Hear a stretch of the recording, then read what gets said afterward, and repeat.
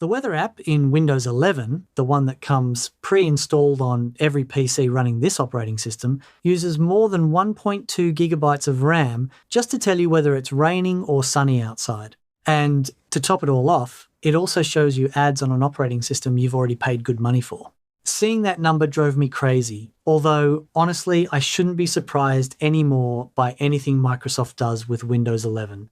It seemed so absurd to me that I decided to run an experiment of my own, this time on Linux Mint. I want to show you what happens when, instead of being stuck with a single weather app imposed by the operating system, you have the freedom to choose from multiple alternatives, all free, all ad-free, and all extremely light on system resources. You open the Windows Weather app, which was already sitting there, pre-installed, because that's how the operating system comes out of the box. You have Task Manager open for other reasons. The weather data is accurate, it's good, but while you're looking at it, the app's RAM usage climbs nicely past 1.2 gigabytes.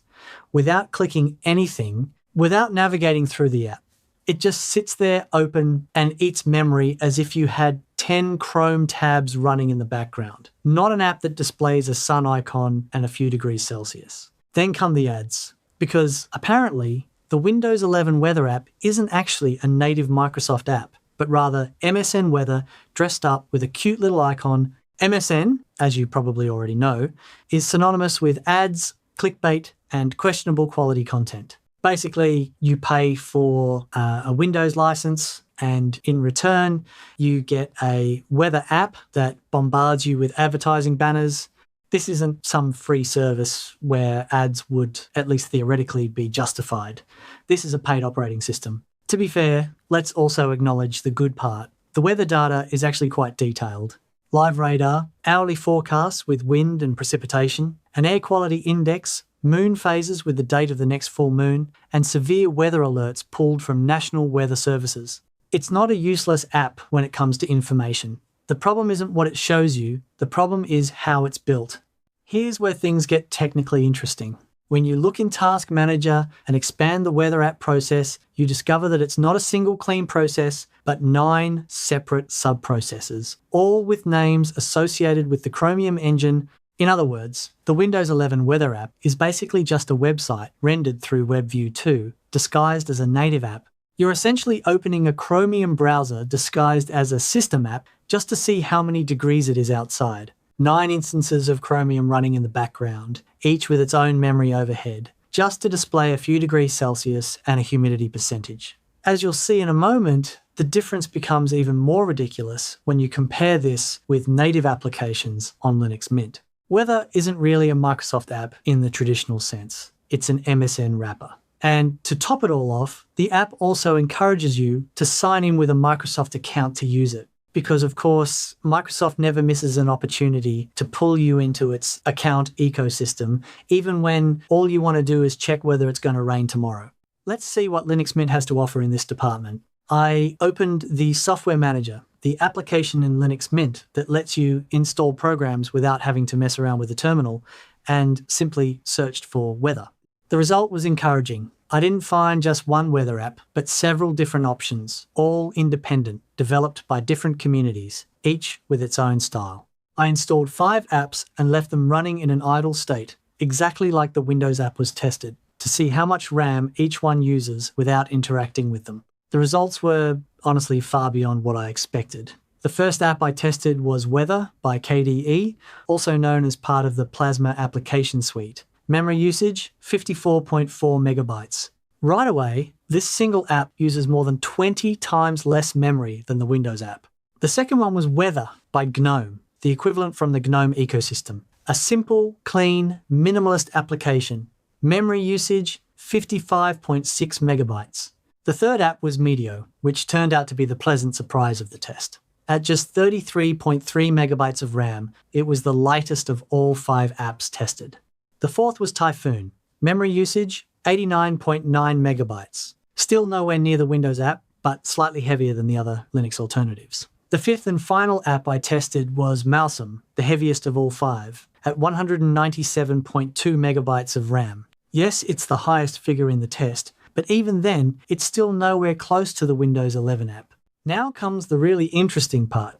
I added up the memory usage of all 5 apps running simultaneously on the same system. The total? 430.4 megabytes. Think about that for a moment. 5 different weather apps, developed by different teams, with different interfaces and different features, all running at the same time, use less than half the memory consumed by a single Windows 11 weather app, which, on top of that, also shows you ads. Basically, you could have all 5 apps installed on Linux Mint, open all of them at once, compare the forecasts between them, and you would still have more free RAM than what a single weather window on Windows leaves available.